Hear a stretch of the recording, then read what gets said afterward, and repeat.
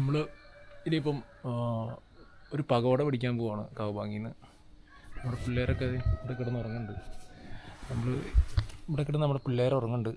ഞാനിനി ഒരു പകോട പിടിക്കാനായിട്ട് പോവാണ്. എന്തായാലും നമുക്ക് ഇനി അടുത്ത സ്റ്റോപ്പിൽ കാണാം. Okay,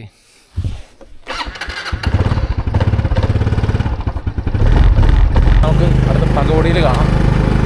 next step പകോടയാണ്.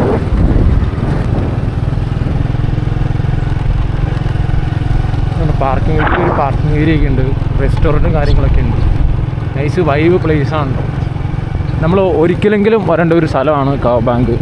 നിങ്ങൾ ഒരു 10 ദിവസമെങ്കിലൊക്കെ ആയിട്ട് വിയറ്റ്നാമിൽ ട്രിപ്പ് ആലോചിക്കുന്നുണ്ടെങ്കിലോ ടൂറിസ്റ്റ് ലൊക്കേഷൻസ് മാത്രം നോക്കി വരാണ്ട് നൈസ് വൈബ് പ്ലേസ് പിടിക്കണമെങ്കിൽ മസ്റ്റായിട്ടും വരേണ്ട ഒരു സംഭവമാണ്. കുറേ ബാർലിയും അതുപോലെ നെൽപ്പാടങ്ങളും ഒക്കെ ആയിട്ട് നിരകളൊക്കെ ഉള്ളൊരു സ്ഥലം കേട്ടോ. എനിക്ക് വെറുത്തായിട്ട് എനിക്ക് ഇഷ്ടപ്പെട്ടു. നിങ്ങളെന്തായാലും ഞാനത് എൻ്റെ പാക്കേജ് ഒന്നും എടുക്കണം ഞാൻ പറയില്ല. നിങ്ങളെന്തായാലും വരുന്നുണ്ടെങ്കിൽ വിയറ്റ്നാമിൽ വരുന്നുണ്ടെങ്കിൽ മസ്റ്റായിട്ടും കാവുബാങ്ക് ഒരു അൺടച്ച്ഡ് ഏരിയ ആണ്. കൂടുതലും ലാൻഡ് സ്ലൈഡൊക്കെ ഉള്ളതുകൊണ്ടാണെന്ന് തോന്നുന്നു ആൾക്കാരൊന്നും അധികം വരാത്തത്. മസ്റ്റായിട്ട് നിങ്ങൾ വരേണ്ട ഒരു സ്ഥലമാണ്. എനിക്ക് ഭയങ്കരമായിട്ട് എനിക്ക് ഇഷ്ടപ്പെട്ടു വിയറ്റ്നാമിൽ. ഞാൻ ഇനിയും വരും. ഞാൻ കാവുബാങ്കിൽ അങ്ങനത്തെ ഒരു മൂഡ് ക്രിയേറ്റ് ചെയ്തിട്ടുണ്ട് ഇവിടെ.